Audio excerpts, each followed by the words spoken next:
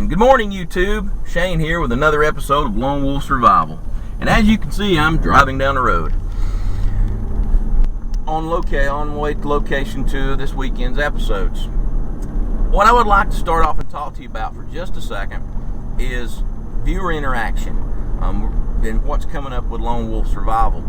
So we're currently working on our Facebook page. We're currently working on our website, as I've said before. All this will be coming up pretty soon. But what we're looking for is some interaction, some feedback from the viewers in subjects that you would like to see us teach to, that you would like to see us demonstrate. So if you would send your suggestions of what you'd like to see, or any questions you might have, that we're going to start doing a Q&A session, episodes as well, to lonewolfsurvival@gmail.com, and you'll see the email address at the bottom of your screen. So this episode, I want to key in on something that a lot of people kind of leave vague. We talk about bugging out all the time. You need to have a bug out bag, a bug out vehicle, a bug out trailer, a bug out this, a bug out that. But what no one really talks about is where are you going to bug out to? Everybody says you're supposed to have a predetermined and disclosed location that only you know about, and you practice going out and to this location. Well, that's kind of gray. That's kind of a gray area. So what if I'm not a hardcore prepper? What if I'm just average Joe and I see that the need that if something comes up, natural disaster, zombie apocalypse, alien attack, solar flares, whatever it is that you think is coming, if that incident happens, where am I going to go, or where am I going to take myself and my family? So I can't just go out to my neighbor's backyard, camp out in his woods. It's not going to work for me. So it's good to scout and have a predetermined location, but if you live in a demographic where you don't have that capability, you're kind of limited on what you can do. So we're going to give you an option, and this is just an option, and I'm going to give you the reasons why. No matter how much gear I have, no matter how much training I have in any kind of a disaster situation, I'm going to have a hard time making it on my own. So I'm going to need help. I'm going to need community. So where we're headed today is we're headed up to a primitive campsite location in the North Georgia mountains. And when I say primitive site, that means there's no electricity. They have no that's what a primitive site is. Not a lot of big RVs are going to be in there. A lot of people tent camping, and that's what we're looking for on this. So what I've done is I've loaded the truck down with basic camping gear that I have on hand that anyone could easily have laying around, and that you could pick up at Walmart or Dick's Sporting Goods or any of the outdoor outfitters and not have to spend a lot of money, and you could do pretty good on short-term sustainability. Now, why a campsite? Well, there's several reasons. Number one, it's already established area. That means, when I say established area, that means there's already an entrance road. It's already cleared. I'm not going to have to do a lot of work there. Number two, community. There's going to be other people there. There's going to be hopefully like-minded people as yourself who have had the same idea. Go, hey, I saw that guy on YouTube and he said I need to run to my nearest campsite. So when y'all get there, tell him I said hi. Number three, obviously security. Maybe 1-2 ways in and out. Number three, others who bring their resources with them, combined with your resources, gives you a better chance. Maybe I don't have something you do. Maybe we can barter, maybe we can share, maybe we can swap. It doesn't really matter. So there's a really good reason for looking at a campsite like that, an established campsite. And it doesn't have to be a KOA campsite. There are plenty of campsites located throughout the United States that you could easily go into that are near water. There's local wildlife for hunting and foraging. So there's a lot of benefits to it. So we want to show you what it would be like, and we're bugging out with our limited gear that we have. And when I say limited gear, I'm talking about, I'm bringing 10 gallons of water with us. That's it. And that's not my heavy prep. That's not what I would normally go with, but 10 gallons of water, a couple tents, basic items that you would use for camping, a couple lanterns. So nothing that would actually look like I have in my prep boxes. So we'll be there shortly, and we're going to show you camp setup. We're going to show you scouting the area. We're going to try to talk to some other folks and kind of see where their feelings are on what they're using, and get a general idea that if we went to this site in an emergency situation and there's others there, are we going to be able to come together as a community and pull our resources? So another thing you need to look at is routes of how to get there, and then also, is it located near the city? Is it off the beaten path? How many roads come into it? How many ways can I get there? Get yourself a road map, practice different routes to get there in case the main roads are shut down. Also, look at on weekends going out to the site. It also gives you a great way to practice your prepping in the field without having access to hundreds of acres. We are very fortunate that we have access, that we have quite a bit of land. So most of the things that you see are shot on our property.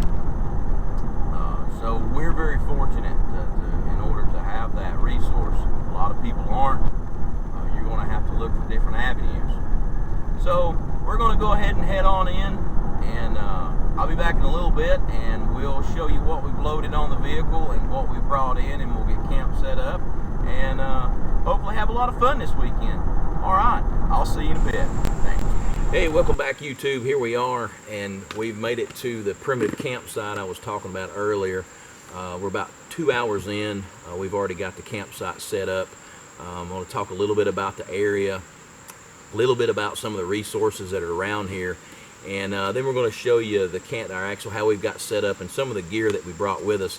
Now, like I spoke to earlier, what we brought with us out here today is stuff that you can pick up virtually anywhere. This is just your run-of-the-mill weekend camping gear. So there's not a lot of money put into this. We don't have the bug out rig out here, with all our prep stuff on there. Just some light stuff that we could throw together in the back of a vehicle in about an hour, so we could get out of Dodge. So kind of a little bit at the area. We've done a little scouting. We're right next to a river. There's a lot of natural resources around here. Fishing, there's small game hunting. We were looking in the area that there's some wild hogs in the area. So one way in, one way out, and on our way out we're going to show you the actual entrance and exit point. Several trails through here. Right now we're seeing 4 other tents set up out here, so not a lot of people out here this weekend. This is a remote area, remote site, and like I was talking to earlier, I can come here and I've got resources available. There's going to be other people in the area, indigenous, maybe they live around here, maybe they've been here before, maybe they've found this site on a blog or website, and this is the predetermined location they're coming. So relatively clean area for the most part. It is very isolated. You do not need a 4-wheel drive to get in here. We're in the 2-wheel drive F250.